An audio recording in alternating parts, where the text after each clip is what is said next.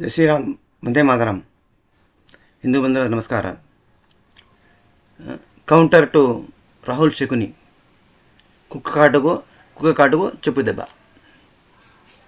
Some time back, కొంతకాలం క్రితము ఆయన చాలా పాపులర్, అమెరికాలో కూడా ఇదే మాట అన్నాడు మళ్ళా. అందుకనే ఇప్పుడు మాట్లాడాల్సి వస్తున్నది. India is not a nation, it's a union of states అన్నాడు. భారతదేశం ఒక జాతి కాదు, అది అనేక రాష్ట్రముల యొక్క సమాహారము. అంటే just like United states of America లాగా యునైటెడ్ స్టేట్స్ ఆఫ్ ఇండియా అన్నమాట. మన రాజ్యాంగ వ్యతిరేకమైనటువంటి వాక్యాలు అది. ఈ ఒక్క మాటకే ఆయన జైల్లో పెట్టచ్చు నిజానికి.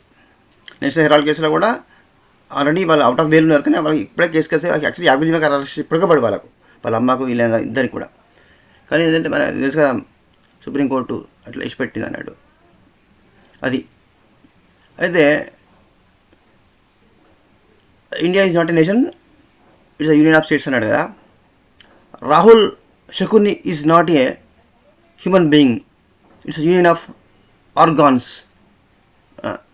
అయితే ఆయనే రాహుల్ గాంధీ కూడా ఒక మనిషి కాదు, ఆయన కూడా అనేక రకాల యొక్క వివిధ శరీర భాగాల యొక్క సమాహారమే. అయితే ఆయన ఒక ఇంపార్టెంట్ ఆర్గాన్ మిస్ అయింది, అది బ్రెయిన్ దొబ్బింది అన్నమాట. అందుకనే ఇలా పిచ్చి బాగుడు వాడుతున్నాడు. కుక్క కాటుకు చెప్పు దెబ్బ.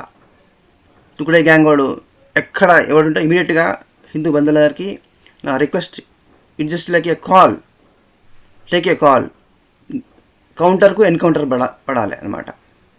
ఎక్కడ ఎవడి వాగితే మనకి వెంటనే కుక్క కాటుకు చెప్పు దెబ్బ అనమాట. ప్రకాష్ రాజు గాడు, మన కార్తీ గాడు లేడు, తమిళ హీరో కార్తీ. మన వాళ్ళు ఎగబడి చూస్తారు కదా, మన తమిళ డబ్బింగ్ సినిమాలు కూడా. కార్తీగాడు జోకులు ఎత్తాడు వాడు మన దేవుని ప్రసాదం మీద.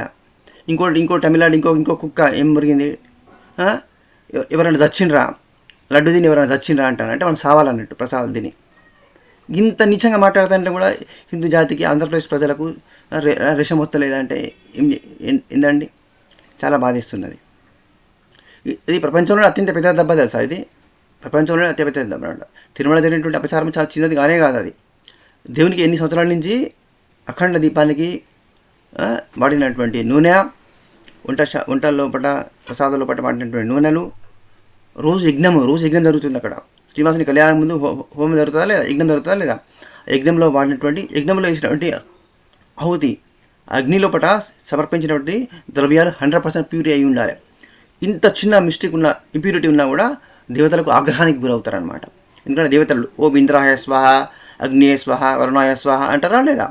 అంటే ఇంద్రాయ స్వాహ అంటే ఇంద్రుడు పోతుంది. అది ఆ యొక్క ధూమము పడగానే అది కాలి పొగగా మారుతుందా లేదా, ఆ పొగని ఇంద్రుని దగ్గర పోతుంది. అది కేవలం మూఢనమ్మకం కాదు, అది వాస్తవం. అది ఆ ఇంద్రుని దగ్గర పెట్టిన ఆ ధూమం లోపల, ధూమం లోపల ఇంప్యూరిటీ ఉంటుందంటే ఆయనకు ఎంత కోపం వస్తుంది. ఆయనకు ముక్కోటి దేవతలకు కోపం తెప్పించారు వీళ్ళు. అంటే ప్రకృతిని సంక్షోభింపజేసారు అనమాట.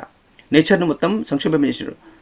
పంచభూతాలు, పృథ్వీ, జల, అగ్ని, ఆకాశ, వాయు, ఇవన్నీ కంప్లీట్గా ఎంత నెగటివ్గా రియాక్ట్ అవుతాయి. ఫ్యూచర్ ఎంత కష్టాలు ఉంటాయి దేశానికి, ప్రపంచానికి, ఇమాజిన్ చేయడానికి కూడా భయం వేస్తుంది. దీన్ని శాంతింపజేయాలంటే హిందువులు అందరూ కూడా, కేవలం టెంపుల్లలో ఉన్నటువంటి పూజారులు సరిపోదు. ఇంత పెద్ద జనం ఉన్నారు, 100+ హిందూస్ ఉన్నారు. వాళ్ళంటే పాషాణ మతం ధర్మద్రోహం చేస్తూనే ఉంటారు. వాళ్ళు పాషాణ మత వాళ్ళు. ధర్మాన్ని చేయవలసింది ఎవరు? మనమే. ధర్మం కోసం నిలబడాల్సింది ఎవరు? మనమే. వాళ్ళు ఎట్లాగో ధర్మం చేయరు, వాళ్ళ ధర్మమే తెలియదు వాళ్ళకు. ధర్మద్రోహులు వాళ్ళు. మనము ప్రతిరోజు సహస్రనామ పారాయణ కానీ, గీతా పారాయణ కానీ చేయండి. లోకల్ టెంపుల్లను బాగా డెవలప్ చేయండి, లోకల్ టెంపుల్లను సేవ చేయండి. ఈ విధంగా మనము భగవంతుణ్ణి, ముక్కోటి దేవతలను శాంతింపజేసుకోవాలి. అప్పుడే మన ధర్మము, దేశము రక్షించబడతాయి. జై శ్రీరామ్. ఓం నమో వెంకటేశాయ. Please share and subscribe.